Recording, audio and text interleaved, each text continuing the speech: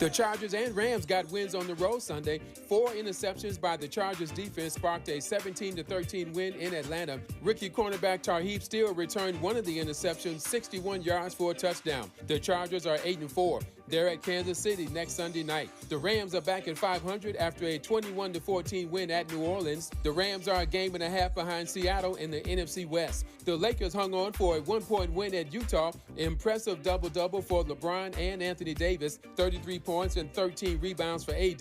LeBron finished with 27 points and 14 assists. The Clippers beat Denver by 4. James Harden served up 39 points and 11 assists. The Big Ten Conference handed out a $100,000 fine to Michigan and Ohio State for the post-game brawl after Saturday's football game. The conference said the players involved would not be disciplined. No debates, no speculation, just the info you need. That's your KBLA Sports Minute. I'm Ray Richardson on KBLA Talk 1580. KBLA Talk 1580 invites you to join us in celebrating the season of giving by being part of the solution. As we enjoy great food, family, warmth, and well wishes in whatever our festive tradition may be, we share the beauty of the season by reaching out to the less fortunate. Please help us to help others with the KBLA Cover the Houseless Cozy Community Coat and Blanket Drive. All you have to do is drop off new or clean, gently used winter coats and blankets in the KBLA lobby during business hours. Now through December 20th, all of the coats and blankets will be donated to unsheltered individuals and families experiencing houselessness. Simply bring your donation to 4434 Crenshaw Boulevard in Los Angeles, near Vernon Avenue, from 9 a.m. to 5 p.m. weekdays. That's 4434 Crenshaw in historic Leimert Park. During the holidays and every day, let's remember, we keep us safe. We keep us warm. We are the safety net.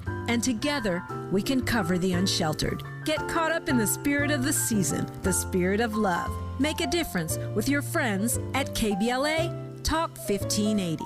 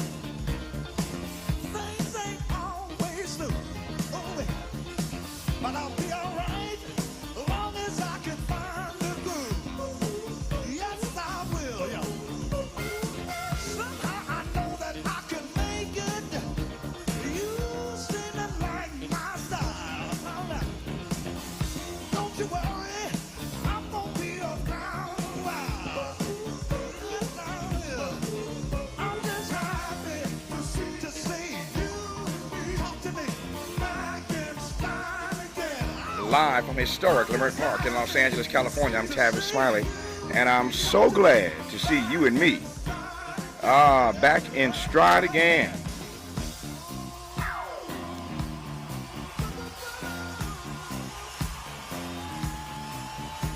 Before we get started with today's show, let me invite you to follow me on Facebook and Instagram at The Real Tavis Smiley, and get updates on X, that's formerly Twitter, at Tavis Smiley. By the way, should you miss any part of today's program or want to catch up on previous shows, you can always visit thetavissmileyshow.com. That's thetavissmileyshow.com, or wherever you get your podcast, and listen to the Tavis Smiley podcast version of this live program at your leisure. Another great show on tap for you today. In our second hour, 2 conversations up first, activist, professor, and author Joel Edward Goza on his latest text, Rebirth of a Nation, Reparations and Remaking America, and the importance, get this, the importance of white America, white fellow citizens getting involved in this movement. On the B side of our 2, longtime civil rights activist Reverend Darrell Gray on the killing of Michael Brown 10 years later and the future of the racial justice movement in the era of Donald Trump.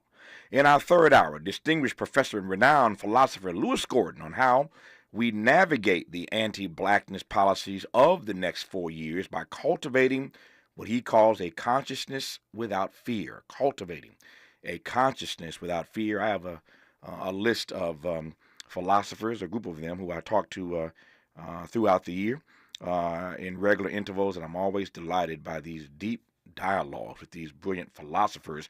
Today it's Lewis Gordon in our third and final hour. But in this first hour, two more conversations on the B side of this hour. Noted civil rights attorney Nikema Levy-Armstrong with an update on the trial of Daniel Penny. You'll recall him, of course, the white former Marine charged with the killing of African-American Jordan Neely on a New York City subway in May of 2023. It is time, I believe, now for closing arguments, almost there if we're not there today. So we'll get an update on this case of Daniel Penny killing Jordan Neely on that subway back in New York, May of 2023. That on the B side of this hour. But we commence today's show talking politics with CNN contributor and former Lieutenant Governor of Georgia, Jeff Duncan. Jeff, how are you, sir? I'm doing great. How are you? I'm good, man. Good to have you on. Thank you for your time this half hour. Let me just jump in, make the most of it. This is the lead, and we will not bury it. Joe Biden. I said this audience many months ago, and they will recall this. When it came to his stepping down as the Democratic nominee, I said over and over and over again, I've seen this movie before, where the person at the epicenter of the conversation says repeatedly, I ain't going, I ain't going, I ain't going. He's gone. And every time I looked Joe Biden in the eye and he said, I am not pardoning my son, I am not pardoning my son, I am not pardoning my son, I said to myself, he's going to pardon his son. I can't speak for anybody else, but every single time he said this, I knew that at some point Joe Biden was going to do a 180. He was going to pardon his son. It is, after all, your son. So I've got some thoughts about this. I've got my own opinions about it, which I'll share in a moment here and take your temperature. But broadly speaking, off the cuff, what do you make of what Joe Biden has done? Hunter Biden, of course, his son. Yeah, well, it's certainly in direct conflict to his statements that he made earlier that he wouldn't pardon him. So there's the obvious juxtapose that's between the two. I think you can certainly see the rub between the presidential part of his job and being the dad part of the other part of the job. But at the end of the day, it significantly puts a cloud on his legacy in office. And I think that the most damaging thing for me is it creates a permission structure going forward for the Trump administration to use this as a backdrop or a scapegoat to many of the pardons that they certainly have signaled that they're going to make around the number of January 6th individuals and certainly some other folks that have been in and around their orbit. Hold that thought, Jeff. I got a lot to probe in that regard. Your phone line sounds horrible. Not the way to start a show. Let's get that fixed and we'll come forward. Lord help me. You're listening to Tavis Smiley. From Leimert Park with love, this is Tavis Smiley. Make a move into a home of your own. With City National Bank's Ladder Up Home Loan Grant, you could receive up to $20,000 that you never need to pay back. Use it toward your down payment, save on closing costs, or to buy down your mortgage rate. Find out more at cnb.com/ladderuphome. City National, here for every stage of the journey. Property must be in a qualifying market in California, New York, or New Jersey. Additional terms and conditions apply. Not all applicants will qualify. Terms are subject to change without notice. City National Bank is an equal housing lender. Member FDIC. NMLS number 536994. An official message from Medicare. Couple more minutes, and we'll start this month's book club. You know, I usually love a plot twist, but this year, I'm comparing my options during Medicare open enrollment. You can't assume your current health or drug plan is the best one for you. And you gotta make sure your drugs are covered. That's important. So is saving money. Review all your options at Medicare.gov. Open enrollment ends December 7th. Paid for by the U.S. Department of Health and Human Services. Oh no, stomach issues again? Stomach issues? Who are you? Your pancreas. I could be the real reason for your diarrhea, gas, bloating, stomach pain, or loose oily stools. I thought it was my stomach. People often do, but any of these symptoms could mean having a condition called exocrine pancreatic insufficiency, or EPI. With EPI, the pancreas doesn't release enough enzymes to break down food, but EPI is manageable. Use the symptom checker on identifyepi.com and speak with your doctor. That's identifyepi.com. Sponsored by AbbVie. If you're living with dry age-related macular degeneration or dry AMD, you may be at risk for developing geographic atrophy or GA. GA can be unpredictable and progress rapidly, leading to irreversible vision loss. Now there's something you can do to slow it down and get it going Izervay is proven to slow GA progression. Izervay gets GA going slower. Izervay or avacincaptad Pagel is a prescription eye injection used to treat GA. Don't take it if you have an infection or active swelling in or around your eye. Izervay can cause eye infection, retinal detachment, or increased risk of wet AMD. Izervay may temporarily increase eye pressure. Your vision may be impaired after an eye injection or exam. Don't delay. Ask your doctor about Izervay today. Izervay gets GA going slower. Visit Izervay.com. That's IZERVAY.com. Are you an entrepreneur looking to take your business to new heights? KBLA Talk 1580 is your partner in success. Every day, we celebrate and elevate Black-owned businesses across our community. Our KBLA SMB Marketplace currently features The Cookie Dip, Badass Bakes, Hair Concoction, Higher Education Accreditation Consulting, LACC Radiology Technology Department, and Malik Books. Your business deserves to be heard. Let KBLA Talk 1580 amplify your voice and connect you with our powerful community of listeners. Email smb@kbla1580.com today. That's smb@kbla1580.com. At KBLA Talk 1580, we've got your flag.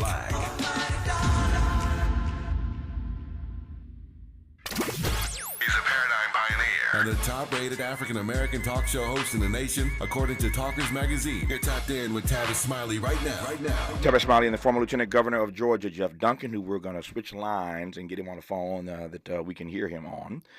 It's live radio, so that happens, no big deal. It gives me an opportunity to share with you. It's really his time, but I'm going to take his time. I'm going to yield the balance of my time to myself and tell you what I think about what Joe Biden has done while we get Jeff Duncan on a better line. You know him, of course, as a CNN contributor. I was in New York a few weeks ago, and he and I sat on the set together at CNN and had some good times there. So delighted to have him on this program today. But I said a moment ago, for those who may have just tuned in, that when Joe Biden kept saying repeatedly, "I am not going to pardon my son," I didn't believe him. The irony of this is that Joe Biden has made the case now that he believes that there was a level of fundamental unfairness, politics, that got into the process that led to the convictions of his son. He believes they went after his son because of him. They were playing politics, and that there was a level of fundamental unfairness in the process. Does that sound familiar? That is the same argument that Donald Trump has made time and time again, that there is a lack of fundamental fairness in the way that the Justice Department has come after him. So Trump has made that same argument. And I heard Jeff through the warbled, garbled phone line a moment ago trying to make this point. I'll make it more strongly and, again, give him more time to opine on it when we come forward. This is a real problem because it makes it very, very difficult in the coming months and years when Donald Trump weaponizes this department to do what he wants. He has argued that the department has been weaponized against him, but now he will weaponize that department. Particularly, you've seen his nominee for head of FBI, this guy Kash Patel. Just Google Kash Patel and read the comments that Kash Patel has made in the past about going after Donald Trump's enemies. He's been as vociferous about this as Trump has been himself. This is the guy, Kash Patel, that Trump now wants to put as the head of the FBI. So Trump is going to weaponize this department, the Department of Justice, against all of his enemies. And what are we on the left going to say when he tells us and reminds us that Joe Biden did the same thing? He pardoned his son, said he wasn't going to do it. As I've said repeatedly, this is also, I'll keep saying this because there are examples of it every day, it seems. This is why fellow citizens have moved from just being skeptical about government to being cynical, because these politicians lie all day long. There was no pressure. Joe Biden did not have to say repeatedly, "I'm not going to pardon my son." You know what he could have said? "It's an active case. I'm not responding." That's how you do that. See what I did just there? It's an active case. I am not commenting on it. Shut up. Sit down. Don't say anything. And then at least you haven't lied to the American people when you pardon your son. But don't keep telling us you're not going to pardon him. And then you do, because again, now you have made it that much more difficult for us to hold the Department of Justice accountable. It's harder to make the argument about the integrity of the department. And again, the part that's really ironic for me, and I've got all kind of issues I could just go off on, frankly, about the Biden Justice Department. They've gone after a significant number of African American officials, and Mark Whitley Thomas here in L.A. ain't the only one. They're going after now the mayor of Jackson, Mississippi. They've gone after others. If I had the time, I'd run the list. But they have gone after, I think, a disproportionate an inordinate number of African American elected officials. It's a story that really hasn't gotten traction because Biden, as president, has symbolically appointed so many African Americans to high profile positions that we've been stuck talking about the symbolism, but not the substance. We've been bamboozled, hoodwinked, run amok, led astray by all the appointments, but not really paid attention to all the indictments. They've gone after a significant number of African American elected officials. I ain't telling you what I heard. I'm telling you what I know. We just haven't focused in on it. But the record is clear. There'll be people talking about it. It'll be too late. But is he going to pardon anybody else? Is it Jess Hunter? Is it Jess Hunter? I saw a letter Jesse Jackson Sr. wrote to Joe Biden yesterday asking for a pardon of his son, Jesse Jackson Jr. So who else is Joe Biden going to pardon now that he's pardoned his son? You can't justify not pardoning other people if you did it for your son. And see, I think, again, sometimes I wonder why I ain't running somebody's campaign, running the White House chief of staff, because these idiots, these people do things I don't understand, and it ain't rocket science. You know what you do? When you pardon your son, you pardon other people, not just the turkey, not just the Thanksgiving turkey and your son. Pardon a list of people. It doesn't make the story go away, but at least it ain't just about Hunter. I just don't like the way they frame this. I digress. Jeff Junkin is back. I'll take a breath for a second. All right, Jeff, tell me more about the way you read this part. Yeah, look, I think the most damaging long-term effects of this, twofold. One, it does put a stain on Joe Biden's presidency for sure, his legacy, whatever that is in people's eyes. But more importantly, I think it gives a permission structure to the incoming administration to constantly point back to this as a rationale for why they've done the unthinkable, whether it be pardons on January 6th, participants that were very, very culpable in all of the mayhem that played out, or ongoing issues that arose from criminals that just were, for whatever reason, pardoned. So I do think it does give air cover to the incoming Trump administration, and that to me creates problems. Obviously, as somebody who, this is not the outcome I preferred or predicted, Donald Trump winning a second chance, but it's reality, and so we got to play with it. But certainly there's serious concerns, and then you overlay that with some of the questionable picks that are, or nominations that are showing up. A Kash Patel showing up, you give air cover to an already complicated situation. Yep. Did you believe, I said earlier while we were getting you back on the line, that I never, with all due respect, and I like Joe Biden, and I ain't even mad at him. It's your son. Trump pardoned his father-in-law and a bunch of other people. Trump has promised to pardon all the January 6 people. So, again, Democrats crack me up. They are scared of their own shadow, and Donald Trump Republicans never are. I can assure you that when Donald Trump gets in, it ain't just going to be his son he pardons. He's going to pardon a whole lot of people shamelessly. And I don't think that Joe Biden is going to do the same thing. Joe Biden has an opportunity now to pardon a lot of people, including people of color, who some wrongfully convicted, some who served their time, some who deserve clemency, some who deserve to be pardoned. He could do a great deal with this moment. I suspect, again, he won't go all the way there. But wait till Trump gets in and watch how he goes all the way there. Excuse me, pardoning all kinds of folk, including, as he already promised, those persons who were engaged in January 6th. My question, Jeff, is whether or not when Joe Biden kept saying he wasn't going to pardon his son, did you believe him? Did you buy it? I always had a question in the back of my mind. Look, there's a complicated, two complicated roles. One is the job of president. One is the job of being a dad. And I'm certain that he was conflicted in both of those as they played out. But, look, I'm not a lawyer, and I certainly don't have the skill set to split legal hairs. I've always been under the impression that pardons were really meant to be for, complete legal anomalies, facts and information that showed up late, not just connectivity to the powerful or the decision makers. That's how I've always interpreted it. But that's probably not reality. I think all presidents are guilty of pardoning people just because they have access or friendships or family relationships. And to me, that speaks to those that still stay incarcerated for those same crimes, or same penalties that for similar folks that just didn't have that connectivity. So that's where the stresses and strains on the legal system. And look, we're in a very tumultuous period of time. It just doesn't seem like there's a lot of good decisions going on made by elected officials. It just doesn't, and that's a bipartisan indictment on both sides. It just doesn't feel like we're making genuine wisdom-filled decisions on anything. Certainly on the way we manage tariffs, the way we nominate, the way the current president pardons.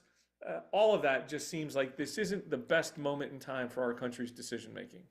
I want to put a finer point on this, and before I move forward, though, Jeff is right about the way he has perceived the way pardons are done and have been done, but it's a little bit more broad than that. There are also pardons, obviously, for people who served their time, people who have served their time and have been upstanding citizens. I think deserve pardon consideration, clemency consideration. Again, it's not my lane of expertise. I'm just telling you that Donald Trump will not be shy about all the folk he's going to pardon. And Joe Biden is moving methodically in this regard. But I really don't believe, you heard it here first, he's already pardoned Hunter. He is not, I repeat, he is not going to step up and pardon as many persons as he can or should, and that means people of color in particular. It is not going to happen, in part because now he's afraid of the additional pushback he's going to get for the heck he's catching, all the hell he's catching now for pardoning his son. So he ain't going nowhere near that direction. So I'm praying for all those persons who've been writing letters and spending money. It costs a lot of money. These pardons don't just happen. It takes a lot of money for lobbying and efforts to get the president's attention. I feel sorry for many persons who thought they were going to get one. Some will, but he's not going to be as bold as Trump will be because he's already catching hell for pardoning his son. But you knew was going to happen. It is what it is. The irony, two things right quick here, Jeff. The irony of this, there are two ironies for me, at least two. One is that Biden comes out and pretty strongly criticizes the Department of Justice for the politics that crept in to the indictment and conviction of his son. He says, I believe in justice, but in this instance with my son, there was a miscarriage of justice. But the irony is he's indicting his own Justice Department. Mr. President, this is your Justice Department. Now, I indicted them earlier for the ways in which they've come after many African-American elected officials, but this is your Justice Department that you are now indicting, even as out of the other side of your mouth, you tell us that you still believe in justice. That's the mother of all ironies. But there is another. The other irony here is this is the same Joe Biden. Watch this. The same Joe Biden that said, I'm going to stand down as president and put country above my own personal interest. And we gave him all this love and all these bear hugs. And, of course, we all know what happened. As I said, they pushed the old man off the stage. He didn't do it willingly.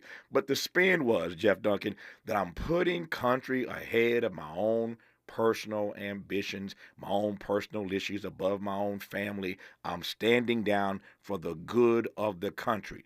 And we gave him all this love for doing that. And now he's done a 180. He's not putting country above family. He's putting family above country. What do you make of that irony, Jeff?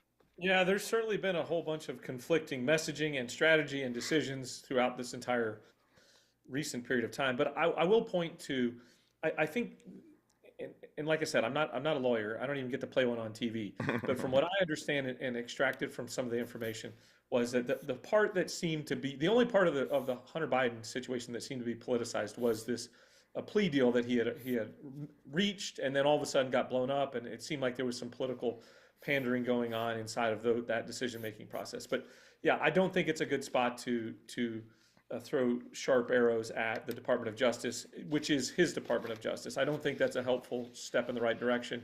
I don't think that hands off the baton into what is going to be a divisive situation no matter what happens in this particular case. But handing off the baton over to Donald Trump, once again, creates a permission structure to pick fairly or unfairly against the Department of Justice and say, well, even the previous president said X. And look, I don't And things were going so well. believe There he is. the Department of Justice. Say that again? No, you cut out. Keep going. You're back. You cut out, but you're back. Yeah, I mean, I'm not one of those people that wakes up and thinks that the Department of Justice is wrought with fraud and impropriety and, Sure. and slantedness. I mean, I just don't wake up. I mean, is there elements of that? Sure, like any other organization. But yeah, I don't think this is a good moment in time for Joe Biden, and it's certainly not the step that he wanted to take on his way out the door. Joe Biden, with this decision, has emboldened Donald Trump. Not that he needed any. Absolutely, 110%, and everybody around him. It is giving them steroids in their foolish effort. Exactly. Not that Trump needed any help. He needs no help. But Joe Biden has emboldened him, which leads me to ask in the last 2.5, 3 minutes I have here, what you never Trumpers are going to do. Jeff Duncan is the former Lieutenant Governor of Georgia, Republican Lieutenant Governor of Georgia. If I didn't say that earlier, you may know that already. As a CNN contributor, you see him all the time on the tube, so you know he's a Republican. But you never Trumpers. What are y'all going to do for the next 4? I know what I'm going to do for the next 4 years. What are you going to do for the next 4 years, Jeff Duncan? I think it's important. I wrote a piece for the Atlanta Journal-Constitution last week. I think it's important for Republicans in the entire spectrum, those that are conservatives like me that are just don't like Donald Trump, all the way to those folks that just are in love with MAGA. We've got to hold Donald Trump accountable, right? We've got to make sure that we hold his feet to the fire, like the Matt Gaetz situation. Matt Gaetz' situation was so outlandish that even Republicans in the Senate stood up and said, look, this just isn't going to work. And he had to pull his name out. We've got to continually do that, or else this will be the biggest train wreck of a 4-year period of time we've ever seen. But look, I'm hopeful that this works out.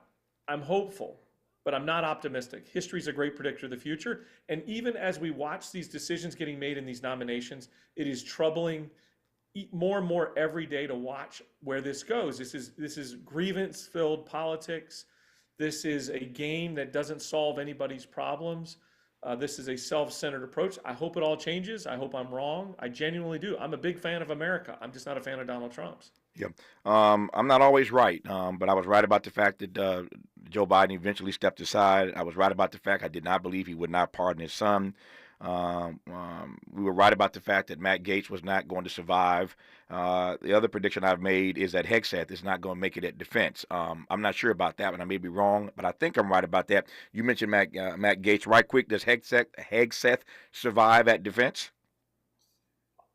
I personally hope he doesn't, because I just know too much. I guess I know what all of America knows. This guy should be applauded as a patriot because of his time in service, but there's nothing in his resume that says he should run an organization that shepherds the lives of 2.8 million civilians and soldiers and handles a $900 billion budget. There's nothing that says he's going to be good at that. And oh, by the way, we have every indication that he's got the moral compass, equal to Donald Trump's previous moral compass, which I've not certainly been a fan of. Yeah. No, it's going to be fascinating. Again, I stand by my prediction so far that he does not make it at defense, even as things have kind of calmed down for the moment. When those hearings begin, it's going to be Brett Kavanaugh on steroids. I digress for now. He's the former Lieutenant Governor of Georgia, conservative Republican, who you see all the time on CNN. Like checking in with him every now and again. Jeff Duncan, thanks for your insights. Happy holidays, my friend. All the best to you, sir. Same to you. Thanks. Just getting started. Glad to have you tuned in to Tavis Smiley. Helping to stretch your moral and political imagination. This is Tavis Smiley.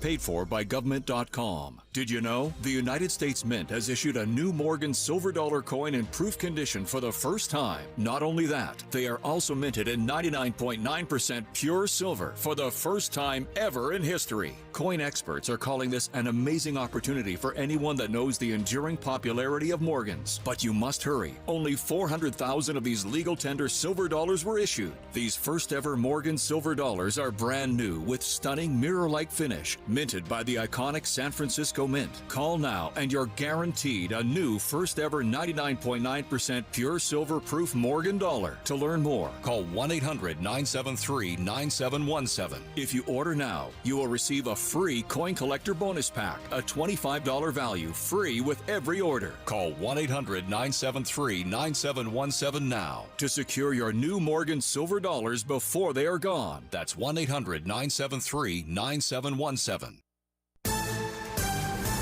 I I'm Bree Wood with 4 things you should know from BIN News. President Biden and First Lady Jill Biden marked World AIDS Day at the White House, highlighting their administration's global efforts against the disease. They commemorated the day with survivors, families, and advocates, and unveiled the AIDS Memorial Quilt on the South Lawn for the first time. Elon Musk and Vivek Ramaswamy will meet with House Republicans on December 5th to discuss major reform ideas. They plan to make significant cuts to the federal workforce and streamline or close several government agencies. The U.S. Postal Service is temporarily suspending mail service to Canada due to a strike by the Canadian Union of Postal Workers. This pause affects Priority International Express Mail, First Class Mail, and Package International Service until further notice. And the FAA handled a record 232,000 flights during Thanksgiving week, with over 52,000 flights on Tuesday alone. Only 1.5% of flights were delayed or canceled, also a record. Get BIN News on demand 24/7 at BINnews.com. Want to save up to 50% on new blinds? Blindster.com offers custom-made blinds, shades, and shutters at prices far less than big box retailers. And right now, save up to 50% off through December 10th during our Cyber Week sale. Blindster.com. This is the KBLA Sports Minute with Ray Richardson. The Chargers and Rams got wins on the road Sunday. 4 interceptions by the Chargers defense sparked a 17-13 win in Atlanta. Rookie cornerback Tavis still returned one of the interceptions, 61 yards for a touchdown. The Chargers are 8-4. They're at Kansas City next Sunday night. The Rams are back at 500 after a 21-14 win at New Orleans. The Rams are a game and a half behind Seattle in the NFC West. The Lakers hung on for a 1-point win at Utah. Impressive double-double for LeBron and Anthony Davis, 33 points and 13 rebounds for AD. LeBron finished with 27 points and 14 assists. The Clippers beat Denver by 4. James Harden served up 39 points and 11 assists. The Big Ten Conference handed out a $100,000 fine to Michigan and Ohio State for the post-game brawl after Saturday's football game. The conference said the players involved would not be disciplined. No debates, no speculation, just the info you need. That's your KBLA Sports Minute. I'm Ray Richardson on KBLA Talk 1580.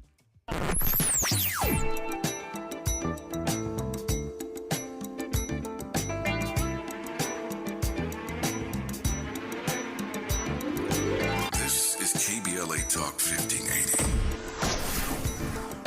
Talk radio. That's music to your ears.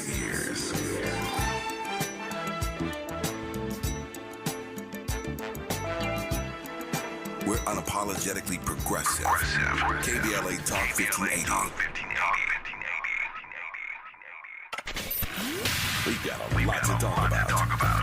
Hi, I'm Ray Richardson, your sports connection here at KBLA Talk 1580. Join me and my co-host Neil Scarborough every Saturday night at 7 for Out of Bounds, the show that brings some flavor to the world of sports for 60 minutes. We take you beyond the scores and press conferences. We give you our point of view, the way black folks see what's going down. You can join the conversation and give us your analysis at 1-800-920-1580. Out of Bounds every Saturday night at 7 on KBLA Talk 1580. We've got a lot to talk about. Unapologetically progressive. KBLA Talk 1580.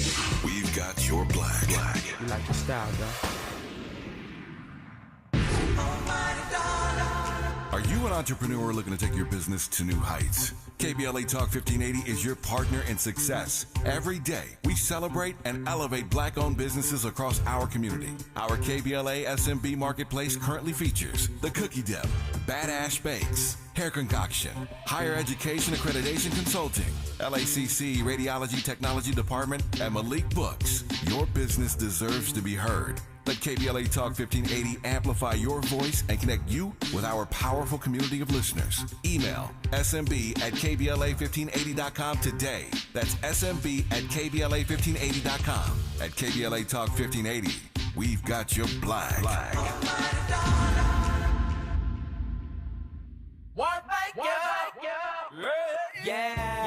The California Crusader newspaper would like to thank all of our subscribers for their support throughout the years, proudly serving the South Los Angeles and South Bay areas for more than 40 years. The The California Crusader is a multicultural, black-owned, adjudicated newspaper that focuses on providing newsworthy information to the people in our community. We're constantly looking for ways to assist businesses in our community to connect with our subscribers. We provide low-cost, effective ways to promote your business with our reasonable and affordable advertising rates. You can participate by suggesting, sharing, and submitting your stories on the California Crusader newspaper Community Share Facebook group page, or visit our website at cal-cruise-news.com. That's calcruisenews.com. Then click on the Submit Now button located on the top right corner of the homepage, or text CCN to 42828. Again, text CCN to 42828. The California Crusader newspaper, working together to build a better community for our future. Subscribe today.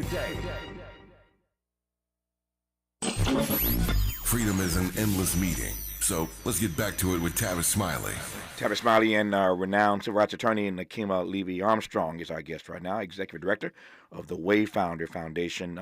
Invited Nakima on to give us an update on the trial of Daniel Penny. You'll recall the white former Marine who was charged with the killing of the African-American Jordan Neely on that New York City subway last year in May of 2023. You'll also recall, just to frame this, and I'll let Nakima have at it. But just to remind you and to frame this for you, when this happened, this was during the Republican primary when Donald Trump had not as yet locked down the nomination, and Ron DeSantis led the way on this, as I recall, and a bunch of other Republicans lined up behind him, raising money immediately for the defense fund for Daniel Penny. This white former Marine had murdered a black man on a New York City subway. And the facts didn't matter. Republicans just reflexively lined up behind the white Daniel Penny and started raising gobs of money for his defense. In fact, the defense that he has put on this week, these last number of days, has been in large part because of the massive amounts of money that Republicans raised, again, quite reflexively, to support his case. With that said, Nakima, good to have you back on the program. How are you today? It's been a while. Thanks, Tavis. I appreciate you having me on. I'm doing good. It's good Thank you. It's good to hear your voice. I should also mention that Nakima is one of the brilliant writers, one of the essayists in the book that came out some weeks ago, the 20th anniversary edition of The Covenant with Black America. I was honored to have her write an essay in the 20th anniversary edition of this #1 New York Times best-selling text. The book, again, available wherever books are sold, The Covenant with Black America, 20 years later, and Nakima is one of the major essayists in this particular book. Before I get to Daniel Penny and Jordan Neely, the news of the day, as you know, we were just talking about it, is that Joe Biden announced a pardon of his son Hunter. On a certain level, I ain't mad at him. You the president, it's your son. I never believed you anyway, as I said repeatedly, with all due respect to the president. I never believed he was not going to pardon his son Biden. And there are any number of ways I suggested earlier you could have handled this, but this is why people are cynical. You keep saying you ain't going to do something, and then you do it. And now you've given Donald Trump more support. You've emboldened him to treat the Justice Department as his own fiefdom, if you will. So this thing is wrong all the way around. You put your family above the country. It's wrong all the way around, except for the fact that it's a father and a son. And perhaps Joe Biden should have just stopped at that. He should have just said, hey, I could give y'all a long speech. I could lie to you. I could try to spin this. But here's the bottom line. I'm a father. He's my son. That's it. And I think fathers and sons around the country might have understood that. But now you want to go in on the Justice Department. By the way, your Justice Department you want to go in on. So, again, just doing too much. Talking too loud, moving too fast, doing too much. I digress. Your initial thoughts. And again, and I'm asking you because there are ways in which, the whole country's talking about this, but there are uniquely different ways. As I said earlier, Jesse Jackson Sr. sent Biden a letter yesterday saying, what about my son? What about Jesse Jackson Jr.? Served his time as an honorable brother doing great work around the country, a scholar, seminarian. What about my son? And I suspect Jesse Jackson ain't the only one writing letters about his son, Jesse Jackson Sr., that is, writing letters to Joe Biden about his son, about his daughter. So the president's got himself in a trick bag to some extent. But it's uniquely different, I think, for black people because so many of the folks sitting in prison who are wrongfully convicted, so many people walking around the country who have served their time happen to be people of color, and they ain't got no pardon coming. I digress. Take it away, Nikema. No, I 100% agree with you, and that's what ran through my mind when I saw the news yesterday. I was very disappointed that President Joe Biden made that decision after saying repeatedly that he wasn't going to pardon his son, which I, like you, I was skeptical that was the truth, you know, because, of course, no parent wants to see their child incarcerated, right? If any of us, you know, can understand that, I think he should have been truthful or said, I'm still weighing, you know, this decision. But I think that the biggest factor for me is just the hypocrisy with regard to Joe Biden's role in authoring the crime bill, you know, which we know has led to the destruction of so many black families, resulting in so many black men and women and even children winding up in the justice system. And a lot of these were nonviolent, low-level, drug-related offenses. You know, and these folks spent decades behind bars. They're not receiving any kind of, you know, compensation or support for what they have endured. And he played a role in this. And so now to turn around all these years later and to give his son this opportunity to walk away scot-free is a slap in the face to Black America, because we're the ones that helped him get elected in the first place, you know. And so one of my former colleagues, you know, I used to teach at University of St. Thomas Law School here in Minneapolis. One of my former colleagues, Mark Osler, who's a former federal prosecutor, wrote an op-ed that appeared in the New York Times in September where they were calling on President Joe Biden to use his power of executive clemency and his pardon power to address some of the disparities within our current criminal justice system. And so far, their pleas have fallen on deaf ears. This is months ago that they raised the issue of the president needing to use his power to correct some of the injustices within the criminal justice system. So I think at a minimum, given that he's taken this step for his own son, he needs to do more for those who are currently incarcerated in this country and those who were previously impacted as a result of the war on drugs and mass incarceration and mandatory minimums. And that's where the rub is. You and I are on the same page here, and I'll just tell you what I said earlier, and we'll move forward. Donald Trump has been emboldened by what Joe Biden has done. He didn't need any help, but he's going to go buck wild with these pardons and clemencies, starting with the January 6th protesters on down the list. But Joe Biden has not been emboldened by his own decision, because you're right. The hypocrisy is abundantly clear on a number of different fronts, and I'm glad you laid out the way you did, connecting it to the crime bill. I talked about the line, but you've connected even more beautifully than I did. So the hypocrisy is there for all of us to see. With all due respect to Joe Biden being a father, son, I get it, but the hypocrisy is just screaming aloud. We see it and we hear it. One of the ways to maybe tamp that down, or look at it another way, if you're going to be criticized anyway, just go all the way there, right? Donald Trump's going all the way there. He don't care about the criticism. So Joe Biden ought to be bold. He ought to be bold. And use his clemency power, use his pardon power. He ought to be, because the hypocrisy is there. There's already a stain on your administration. You stained yourself on your way out the door to save your son. Why not pull some of that back? Since you've been the champion for black people anyway, you've been symbolically better for black folk than any president. Just go all the way there, Nikema. Just keep on going. He needs to. I mean, at this point, and I've been looking online to see what our legacy civil rights organizations are saying about this. Right. Because I know that in May of this year, the NAACP and other groups wrote a letter to President Joe Biden asking him to pardon Marilyn Mosby, you know, the Maryland prosecutor who came under fire, you know, during COVID 19 related to some mortgage applications. But more importantly, she was the prosecutor who sought to hold the officers accountable who killed Freddie Gray. That's right.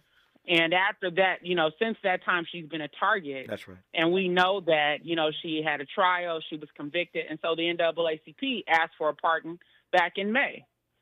So I'm looking at this. There's a long list. And I'm saying, where are you all? Yeah. Are you too tied in with the Democratic Party that you're not willing to call out President Biden for this hypocrisy and to demand more pardons across the board, particularly for Black folks and Latino folks who've been disproportionately impacted by mass incarceration? There's a long list of Hunter Bidens across the country right now who Joe Biden could pardon. We'll see what he does. But again, my sense is he is still an establishment politician. He got his son freed, but I don't think the floodgates are going to open. We shall see. When we come forward, we'll get to Daniel Penny and Jordan Neely with Nakima Levy-Armstrong on Tavis Smiley. California to the Carolinas. Everybody's listening to Tavis. More when we come forward. We asked seniors how to prevent Medicare scams. My best advice, if you get a phone call, do not talk to the person. These people are well trained. Don't talk to them. They don't know me. They're just trying to scam me. Don't be fooled. Hang up. Just hang up. Never give out your Medicare number. They're going to get your number to put in a false claim. If I get a call from someone, I don't pick up the phone. And should I pick up the phone and they ask for information, then I hang up. How do you detect Medicare fraud? Just like I check my credit card statements, I check my Medicare statements monthly. Scammers can get a hold of your number, order medical devices through your account, and you're not even going to know about it if you don't look at your statement. Check your statement every month. If you get your statement and you see something that you know you did not have done, you report it. Call your senior Medicare Patrol. To report Medicare fraud, call the Senior Medicare Patrol at 855-613-7080. Wesley Financial Group is not a law firm. Are you a victim of the timeshare trap and think there's no way out? I'm Chuck McDowell, founder of Wesley Financial Group, the original timeshare cancellation expert. And I'm here to tell you that there is a way out. All you need to do is give my office a call. I will send you a timeshare exit information kit absolutely free, explaining how the timeshare industry works and your options for cancellation. Call Wesley now for your free info kit. Call 800-952-1155. That's 800-952-1155. Here's another great reason to use the United States Postal Service this season. When sending a package, why venture outside? Ship with USPS for a true holiday ride. Want to stay cozy and warm? There's no need to roam. With free package pickup and labels printed from home. We have over 600,000 employees always in motion. And before you know it, your gift has delivered emotion. Spread the holiday joy this season with USPS's enhanced network. Learn more at USPS.com/holidayride. So this new dose is... nope, that's not it. The price is nowhere to be found. Mr. Green? Hi, it's all good. We've got this. This is not just help from a Walgreens pharmacist. Oh, new prescriptions. Cool. Let me check to see if these are the lowest cost options covered by your Medicare plan. Oh, that's great. Thank you. This is someone supporting you every step of the way. Chat with a pharmacist today to find help saving. This is the human kind of help. Walgreens. As a mom, comforting my family is what I do best. Vicks Vapor Stick provides soothing, non-medicated Vicks Vapors in an easy-to-apply stick. And it dries fast, so there's no mess. I use it to comfort myself and my family. Thanks, Mom. Vicks Vapo Stick, soothing comfort for the whole family. And when you need more comfort for yourself, try Vicks Vapo Shower Max for steamy Vicks Vapors. Use as directed. Vapo Stick for use ages 4 and up. Vapo Shower Max use for adults only. Less monologue, more dialogue. Tavis Smiley continues right now. Nakima Levy-Armstrong, talk to me about Daniel Penny and this trial where he is accused of the murder of Jordan Neely on that New York City subway in May of 2023. It's such a horrific situation from my perspective to know that just 3 years after the Minneapolis police killing of George Floyd, where an officer unlawfully restrained him for over 9 minutes, that we would have a young white man acting as a vigilante in a similar way on a subway train in New York. And it's really sad to see so many folks who are justifying the behavior of Daniel Penny in that situation, who held Jordan Neely for over 6 minutes when he had other options available, simply because Jordan Neely was unfortunately acting erratically and saying he was willing to die or go back to jail. And Daniel Penny took it upon himself, to try to act as a hero, I guess. And he used his military training as a former member of the Marine Corps to use a deadly chokehold on Jordan Neely. Now, as we know, the trial is going on and has been for several weeks. Today, there's supposed to be closing arguments in the case. And there's, a lot of conflicting testimony that's come forward.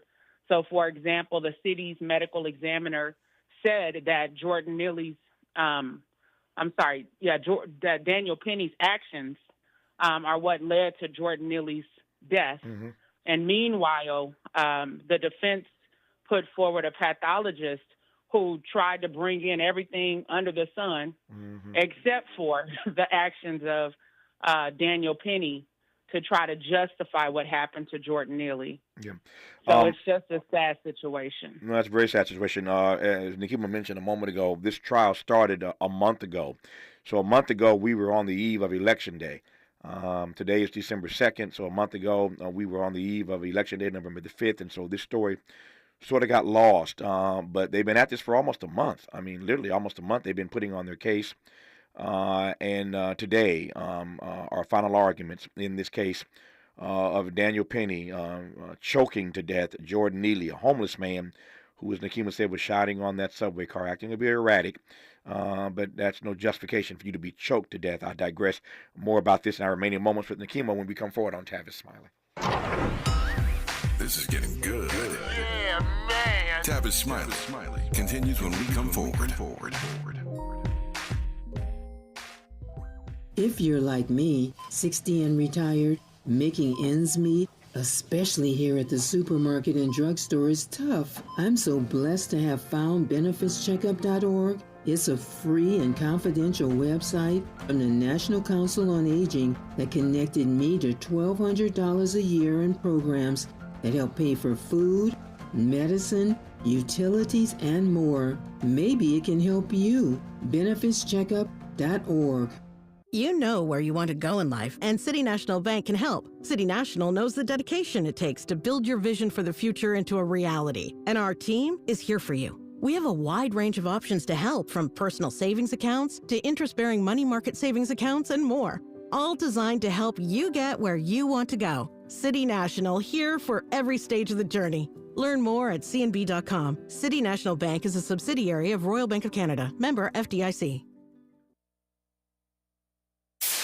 KBLA Talk 1580. We've got a lot to talk about. Imagine a Los Angeles where everyone can thrive, where communities have access to the resources they need to succeed. That's the vision of Detours Mentoring Group, Inc. They're dedicated to improving life in LA County by providing educational support, employment assistance, and spaces for community engagement. By 2050, they want LA to be the best place to connect, create, learn, live, and play. They're working toward an education system that's well-resourced and culturally responsive, becoming a hub for artists and innovators, and making sure everyone has access to healthy food, quality healthcare, and safe housing.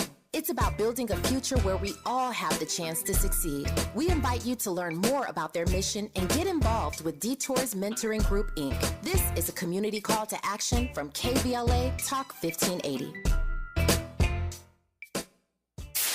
KBLA Talk 1580. We've got a lot to talk about. KBLA Talk 1580 reminds you, when we fight, we win. The Youth Justice Coalition is challenging America's addiction to incarceration and discrimination. YJC works to dismantle policies leading to mass incarceration, law enforcement violence, and the school-to-prison pipeline. Their approach, transformative justice, community intervention, free LA high school, legal defense, and system monitoring. YJC promotes safety without relying on prisons. Their goal, prevent system contact and help people exit the system through direct action, advocacy, and education. Want to get involved or need help? Call 323-235-4243. That's 323-235-4243. Join YJC in creating change. When we fight, we win. KBLA Talk 1580, your voice for justice. This is a community call to action from KBLA Talk 1580.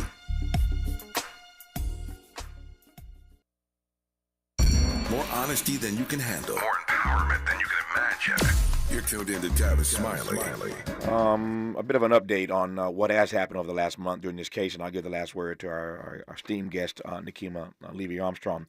Lawyers for Daniel Penny, the white former Marine, told the jury that their client had stepped in to restrain Mr. Neely, concerned that he would hurt other passengers. The prosecutor said that the prosecutor in this case, I should say, didn't really argue that. They said they don't question his initial motives, that maybe he did step in to protect other passengers. They even called it laudable. I quote now, but under the law, this is Daphne Yoren, assistant DA prosecuting this case, but under the law, deadly physical force such as a chokehold is permitted only when it is absolutely necessary and only for as long as it is absolutely necessary. And here, in this case, the defendant went way too far. That's the DA. The defense lawyers representing Daniel Penny said that it was Mr. Neely's, Jordan Neely's schizophrenia, his synthetic marijuana use, and his sickle cell trait that led to his death. They had to say something, right? They blamed it on his schizophrenia, his synthetic marijuana use, and the sickle cell trait that led to his death. But as Nikema said earlier, the medical examiner for the city, Dr. Cynthia Harris, said repeatedly during this trial that Mr. Neely, Jordan Neely, died from compression of the neck, full stop. We shall see when these closing arguments are done. The jury gets the case, what they say. Last word, last 2 minutes belong to you, Nikema.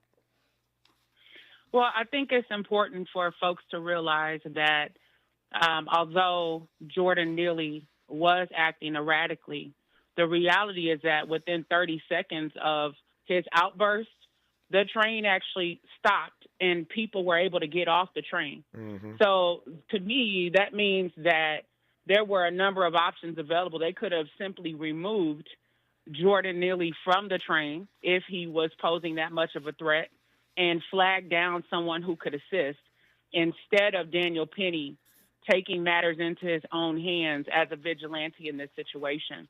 I think that he needs to be held accountable under the law for his actions, and that needs to send a message to other would-be vigilantes out there to not attempt to take the law into your own hands, especially when you're dealing with a vulnerable person, which Jordan Neely was. I mean, I looked into his background, mm-hmm. and he had actually witnessed or actually had to testify about his mother being murdered. That's right. When he was a teenager. That's right.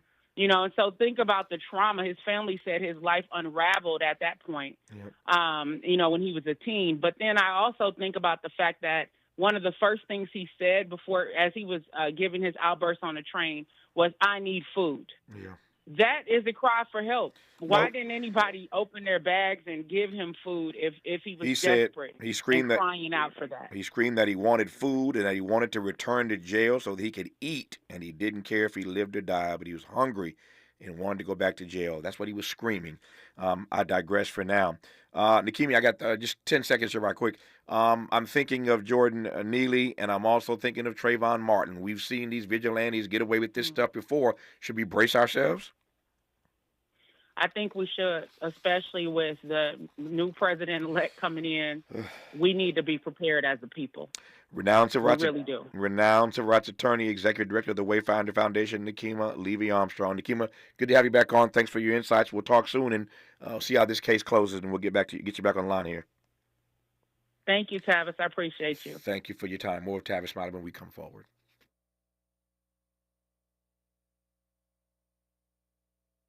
KBLA 1580 Santa Monica. Republicans on December 5th to discuss major reform ideas. They plan to make significant cuts to the federal workforce and streamline or close several government agencies.